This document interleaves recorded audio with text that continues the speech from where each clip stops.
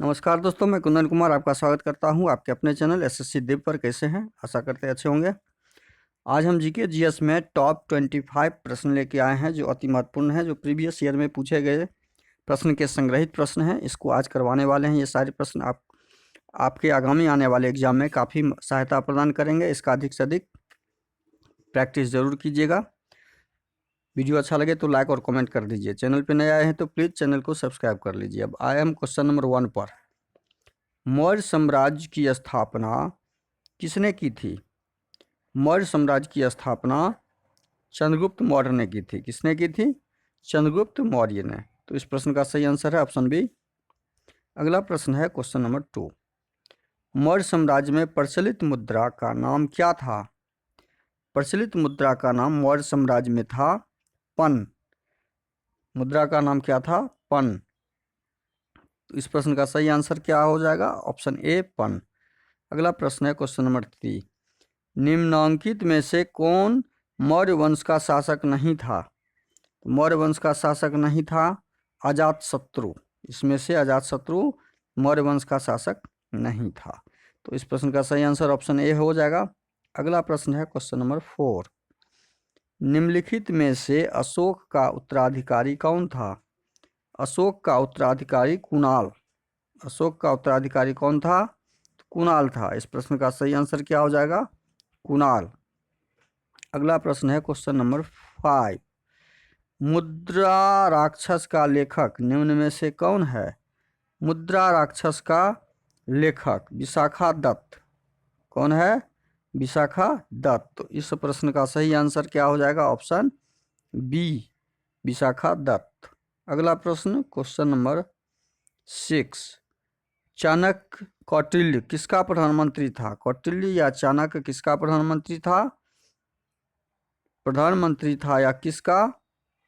Question number 6 यह था उमागुप्त का। किसका? उमागुप्त का प्रधानमंत्री था। इस प्रश्न का सही आंसर ऑप्शन बी हो जाएगा। अगला प्रश्न है क्वेश्चन नंबर 7। सांची किस कला व मूर्ति कला का निरूपण करता है? सांची किस कला व मूर्ति कला? तो बुद्ध। यह बुद्ध गौतम बुद्ध बौद्ध का निरूपण करता है। तो इस प्रश्न का सही आंसर ऑप्शन बी हो जाएगा। अगला प्रश्न है क्वेश्चन नंबर 8। निम्नलिखित में से प्राचीनतम राजवंश कौन सा है? प्राचीनतम राजवंश आपका मौर्य राजवंश है। अगला प्रश्न है क्वेश्चन नंबर 9। चाणक्य का अन्य नाम क्या था? चाणक्य का अन्य नाम विष्णुगुप्त था। क्या था? विष्णुगुप्त। इस प्रश्न का सही आंसर ऑप्शन बी होगा।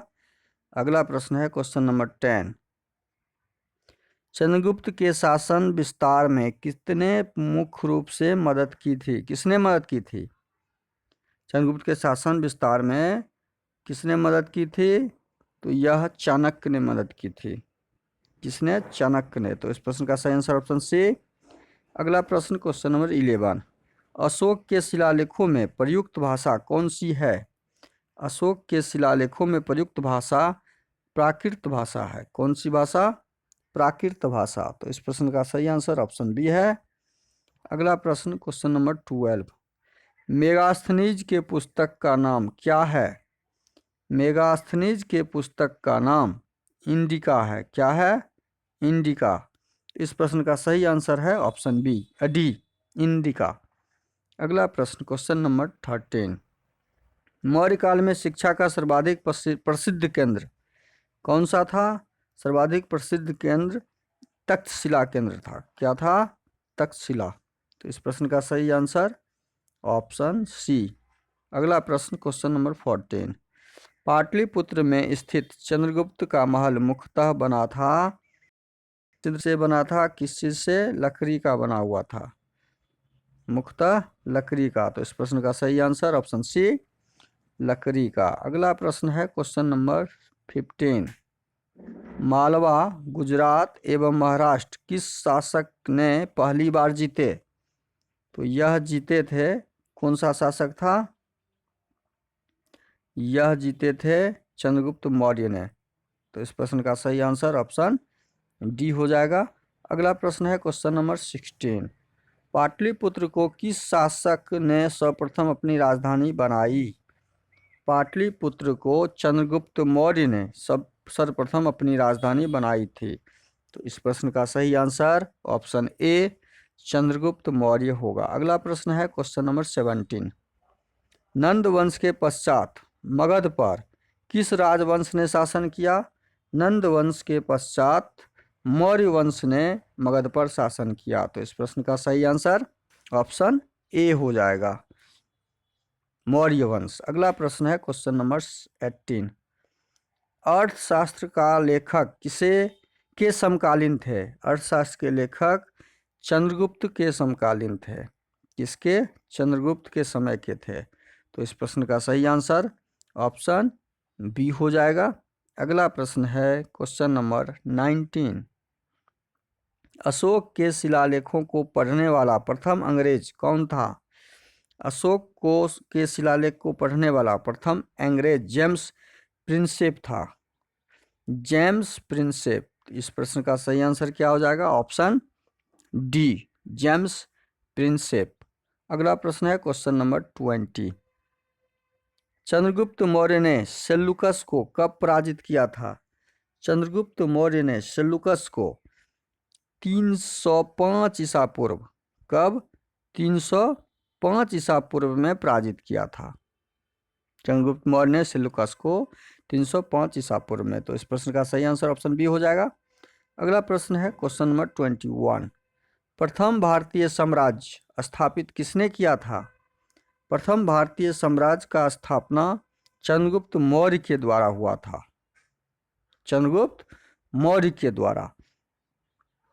इस प्रश्न का सही आंसर ऑप्शन सी होगा। अगला प्रश्न है क्वेश्चन नंबर 22। उत्तरांचल में अशोक का एक शिलालेख स्थित है, वह कालसी में। कहाँ पर है? कालसी में। तो इस प्रश्न का सही आंसर क्या हो जाएगा? Option B Kalsi. अगला प्रश्न है क्वेश्चन नंबर 23। श्रीनगर की स्थापना किस मौर्य शासक ने की थी? श्रीनगर की स्थापना अशोक ने किया था। किसने किया था? अशोक ने किया था। तो इस प्रश्न का सही आंसर क्या हो जाएगा? Option A Ashok. अगला प्रश्न है क्वेश्चन नंबर 24। प्रथम भारतीय साम्राज्य स्थापित किसने किया था? प्रथम भारतीय साम्राज्य कनिष्क द्वारा स्थापित किया गया था। कनिष्क द्वारा। अगला प्रश्न है क्वेश्चन नंबर 25। किसके शासन काल में डिमेकस भारत आया था? तो इस प्रश्न का सही आंसर आपको कमेंट बॉक्स में कमेंट करके बताना है।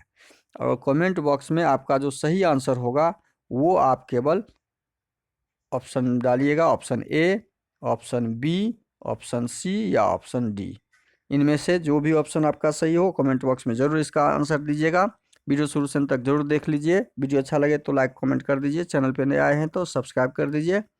बेल आइकन कॉल सेट पे जरूर डाल दीजिए। थैंक यू, धन्यवाद। जय हिंद, जय भारत।